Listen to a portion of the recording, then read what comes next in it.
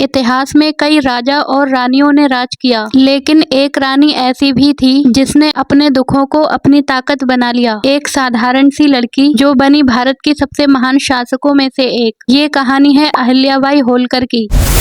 बचपन।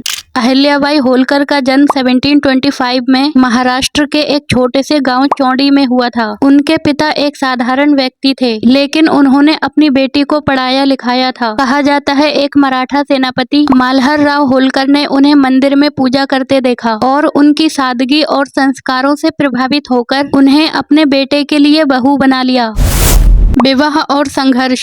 कम उम्र में ही अहिल्याबाई की शादी खंडेराव होलकर से हो गई, लेकिन उनकी जिंदगी आसान नहीं थी। कुछ ही सालों बाद युद्ध के दौरान उनके पति की मृत्यु हो गई। ये उनके जीवन का सबसे बड़ा झटका था। उस समय समाज में सती प्रथा प्रचलित थी और उनसे भी सती होने की उम्मीद की जा रही थी, लेकिन उनके ससुर मल्हार राव होलकर ने उन्हें रोका और कहा तुम्हें जीना है और इस राज्य को भी संभालना है। सत्ता संभालना।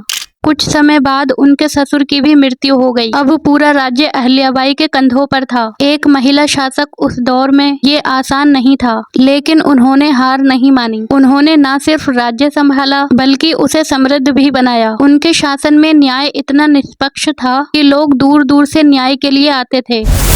उनके कार्य। अहिल्याबाई होलकर सिर्फ एक रानी नहीं थी, वो एक महान प्रशासक भी थी। उन्होंने पूरे भारत में कई मंदिरों का निर्माण करवाया। काशी विश्वनाथ टेम्पल का पुनर्निर्माण भी उन्होंने ही करवाया। इसके अलावा उन्होंने सड़कों, कुओं, धर्मशालाओं और घाटों का निर्माण भी करवाया। उनका उद्देश्य था जनता की सेवा। व्यक्तित्व और विरासत।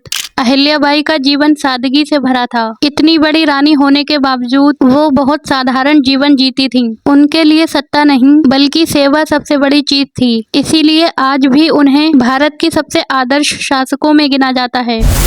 एक लड़की जिसने हर दुख को सहा, लेकिन कभी हार नहीं मानी और इतिहास में अपना नाम अमर कर दिया।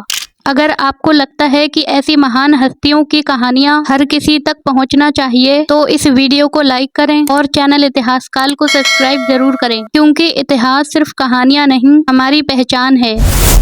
धन्यवाद।